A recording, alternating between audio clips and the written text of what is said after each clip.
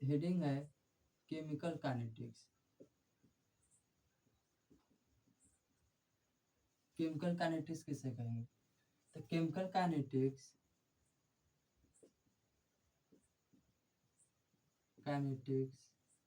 Is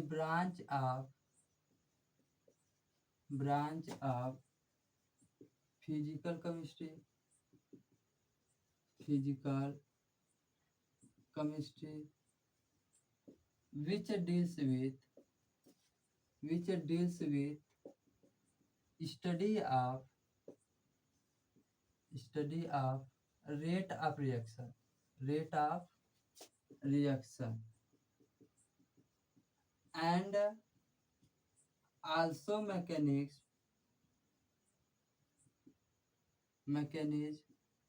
involved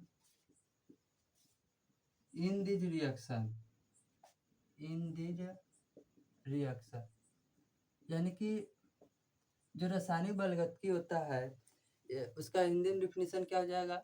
यानी कि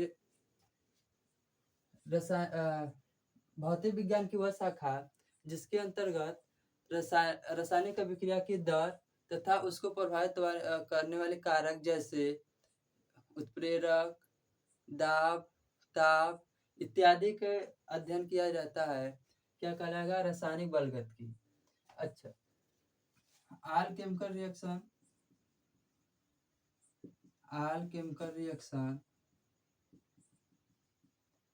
occurring varying states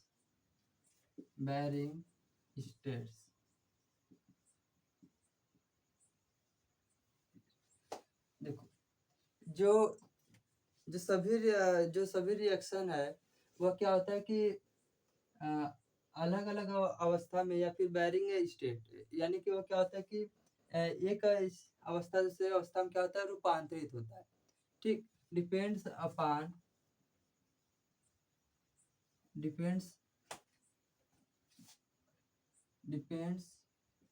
the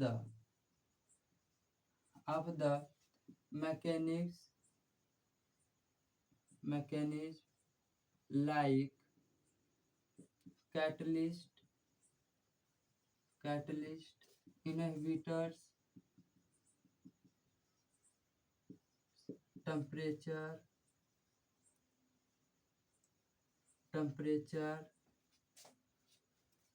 और प्रेशर, ये सब जो मैकेनिज्म जो होता है, ये जो केमिकल रिएक्शन उसमें क्या होता है, इन्वॉल्व होता है। जिससे कि यदि हम बात करेंगे कि जिससे यदि सूर्य का प्रकाश न होता तो क्या होता है, जो पेड़ पौधे हैं वह वायुमंडल से मान लीजिए कार्बन डाइऑक्साइड ले लिए, भूमि से जल भी है, पर जब सूर्य का प्रकाश ही नहीं रहेगा तो प्रकाश संश्लेषण का क्रिया नहीं होगा। ठीक, तो यानी कि जो भी रिएक्शन है उसमें क्या होता है कि कभी कभी जो कैटलिस्ट है उसके यदि वह उपस्थित नहीं होगा तो रिएक्शन ही नहीं होगा, या फिर वह उपस्थित है तो रेट ऑफ रिएक्शन को जो दर है वो बढ़ा भी सकता है और घटा भी सकता है। जिससे यदि हम लोग बात करेंगे कि formation of SO3 by SO2 and O2, यानी कि यदि हम बात करेंगे कि SO3 का जो फॉर्मेशन होता है तो वह कैसे होता है, SO2 और O2 in presence of catalyst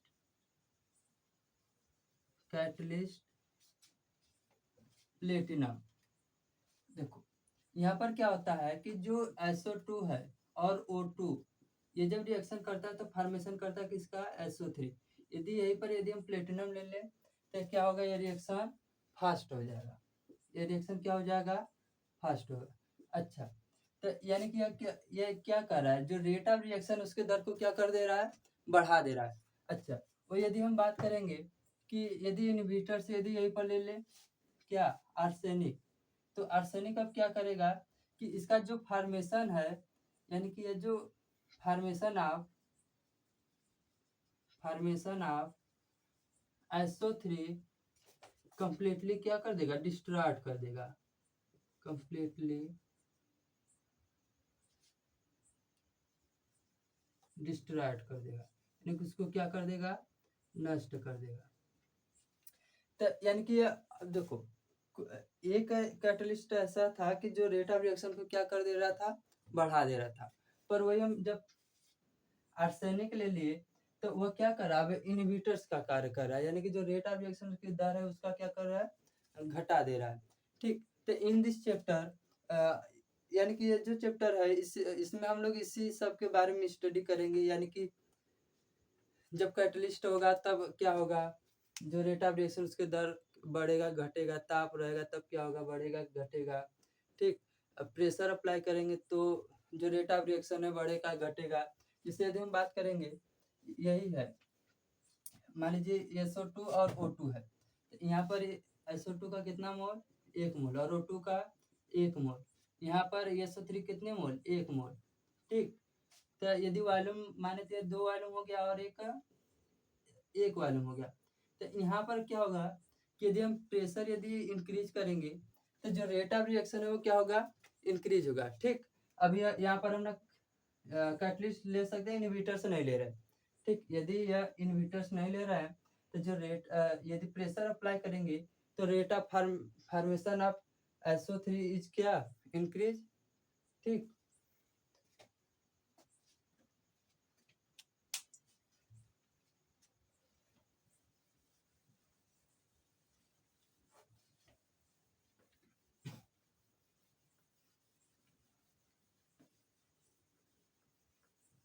अब हम लोग बात करेंगे कि वेग के आधार पर रासायनिक अभिक्रिया कितने प्रकार के होता है।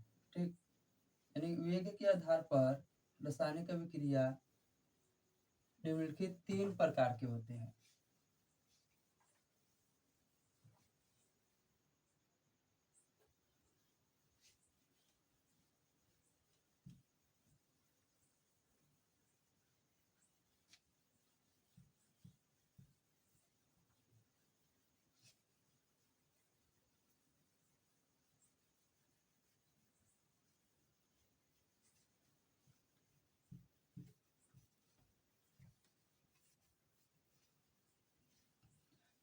वेग के आधार पर रासायनिक अभिक्रिया 3 प्रकार के होते हैं। ठीक, तो पहला हम लोग बात करेंगे फास्ट रिएक्शन, फास्ट रिएक्शन या स्पॉन्टेनियस रिएक्शन, स्पॉन्टेनियस रिएक्शन। तो फास्ट रिएक्शन इसमें क्या होता है कि यदि एग्जांपल से समझे तो ज़्यादा बेटर होगा। देखो एग्जांपल क्या, जैसे यदि HCl है उसका क्रिया करा दे AgNO3 के साथ, तो यहाँ पर क्या होगा, फॉर्मेशन हो जाएगा AgCl का और HNO3 का। तो यह एक सफेद अवक्षेप के रूप में प्राप्त होगा। ठीक, तो यह जो रिएक्शन है यह रिएक्शन फास्ट होगा। क्यों, क्योंकि देखो आयनिक कंपाउंड में यहाँ पर क्या होगा, H+ और Cl माइनस, Ag+ और NO3 माइनस। आयनिक कंपाउंड में क्या होता है कि ओल्ड बॉन्ड ब्रेक नहीं होता है। ठीक, यहाँ पर क्या होता है कि not involve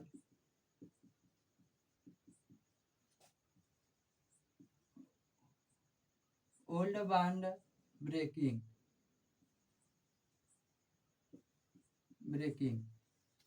in the ionic compound, यानी जो आयनिक कंपाउंड है उसमें जो ओल्ड बॉन्ड यानी जो HCl है, ये सब क्या होता है कि इसमें यहाँ पर ब्रेकिंग नहीं होता है। क्या होता है कि तुरंत जब HCl और AgNO3 जब संपर्क में आएगा तो ये जो रिएक्शन होगा तुरंत होगा, यानी कि आयनिक होगा, तुरंत होगा और फॉर्मेशन करेगा किसका, AgCl का और HNO3 का। तो ये जो रिएक्शन हो गया यह क्या होगा, फास्ट होगा।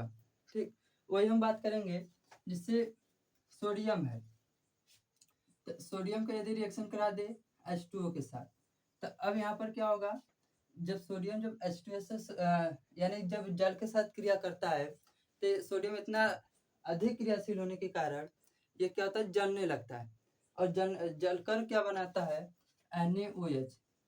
ठीक, और H2 गैस का क्या हो जाता है, बाहर निकल जाता है। H2 गैस क्या होता है, बाहर निकलता है। तो ये सब जो रिएक्शन है अभी क्या है, फास्ट है। वही हम बात करेंगे, a piece of phosphorus is burned ना, यानी कि जो फास्फोरस है उसको जब वायु के संपर्क में जब लाते हैं तो वह क्या होता है कि वह जलने लगता है, वह क्या होता है, जलने लगता है, और फॉर्मेशन करता है P2O5। ठीक, और यहाँ पर 2 P2O5 का क्या कर लेता है, फॉर्मेशन कर लेता है। तो ये भी जो है, ये भी रिएक्शन क्या है, फास्ट है। यानी कि फास्ट रिएक्शन किसे कहेंगे, यानी ऐसा रिएक्शन जिसे सामान्य विधियों द्वारा मापा न जा सके। ठीक, या फिर ऐसा रिएक्शन जो 10⁻³ सेकेंड से भी कम समय में क्या हो, पूर्ण हो जाती है। ऐसे रिएक्शन को क्या कहेंगे, फास्ट रिएक्शन। ठीक, तो जैसे भी समझ सकते हैं इसको।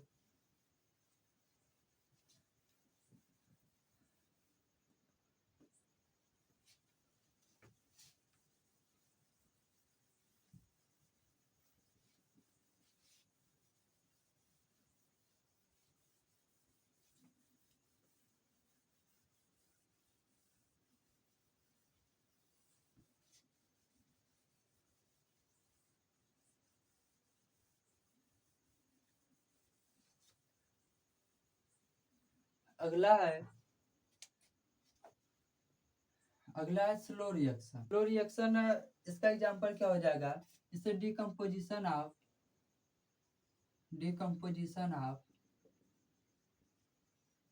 N2O5। ठीक, N2O5 इसका जब हम डिकम्पोजिशन करेंगे, यानी कि इसको जब हम ब्रेकिंग करेंगे तो यह NO2 और ओटोम क्या हो जाता है, टूट जाता है, यानी NO2 और ओटोम क्या होगा, टूट जाएगा। तो यहाँ यह भी जो रिएक्शन है, यह भी क्या है, स्लो रिएक्शन। अगला है, जिसे यदि हम बात करेंगे CH3 COOH है और C2H5OH है। तो ये जो रिएक्शन है, यानी CH3 COO C2H5 plus H2O, ये जो रिएक्शन है, इस टाइप के जो रिएक्शन होगा उसे हम क्या कहेंगे, स्लो रिएक्शन। यानी स्लो रिएक्शन, इसमें क्या होता है कि ऐसा विक्रिया जो तीव्र अभिक्रिया से अधिक तथा वेरी स्लो रिएक्शन से अति मंद विक्रिया से बहुत कम समय में पूर्ण हो जाती है। ऐसे रिएक्शन को स्लो रिएक्शन कहेंगे, यानी ऐसे विक्रिया को स्लो रिएक्शन कहेंगे। ये हो गया एग्जांपल। अगला है, दूसरा है very slow reaction.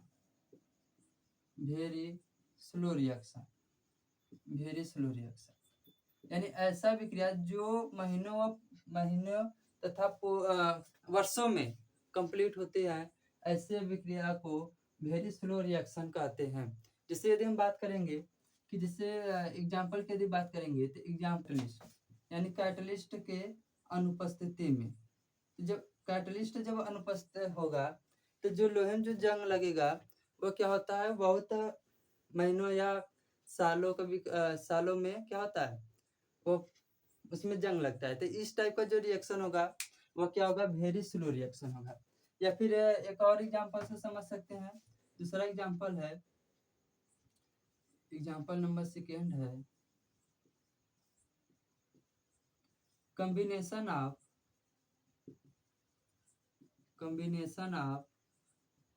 H2 and O2 in absence of catalyst।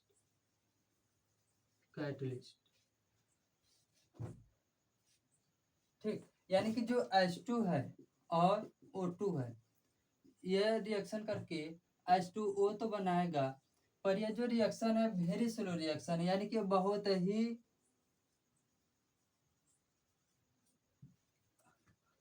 ही अधिक, यानी कि कई वर्षों में क्या होता है पूर्ण होता है। यदि मान लीजिए, जिससे यदि हम सपोज करते हैं कि यदि H2 है और O2 है, वह तुरंत पूर्ण हो जा रहा है, ठीक।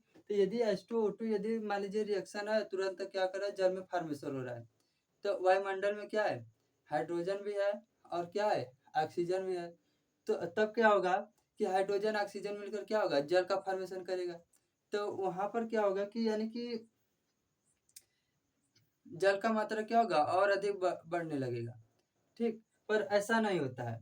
जो हाइड्रोजन और ऑक्सीजन मिलकर जल तो बनाता है, पर यह कई वर्षों में पूर्ण होता है, ठीक। तो इसीलिए यहाँ पर यदि हम प्लेटिनम का यदि प्रयोग कर देंगे, ठीक, यदि यहीं पर यदि प्लेटिनम होगा, तब यह वेरी स्लो नहीं होगा, तब क्या होगा, फास्ट रिएक्शन हो जाएगा, ठीक। तो in the absence of catalyst, इसीलिए यहाँ पर क्या है, कैटलिस्ट की अनुपस्थिति में ये क्या होगा, combination of H2 and O2 is very slow reaction. अच्छा, ऐसा क्यों होता है, क्योंकि वेरी स्लो रिएक्शन इसमें क्या होता है,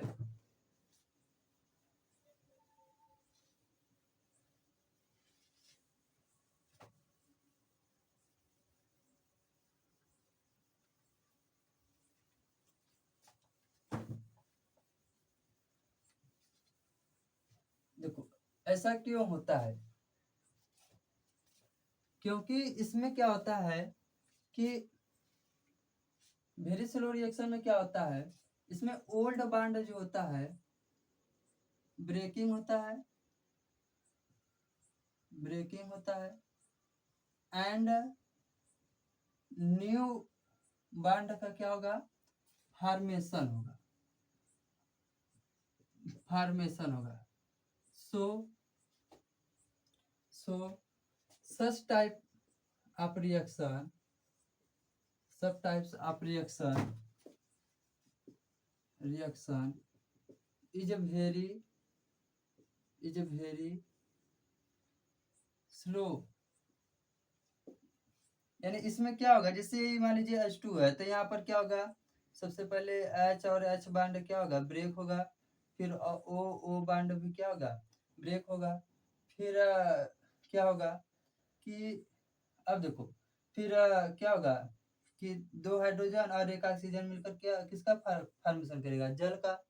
तो यानी कि आणविक अभिक्रिया है प्रायः क्या होते हैं कि वेरी स्लो रिएक्शन होते हैं, यानी कि क्या होते हैं, बहुत अति मंद अभिक्रिया होते हैं। तो आज के लिए बस केवल इतना ही। कल हम लोग बात करेंगे, नेक्स्ट टॉपिक है, और उसमें हम लोग बात करेंगे रेट ऑफ रिएक्शन, यानी रासायनिक अभिक्रिया की दर किससे कहेंगे। फिर उसमें कुछ सवाल ड्यूरेशन ये सब होगा। आज के लिए बस केवल इतना ही। जय हिंद।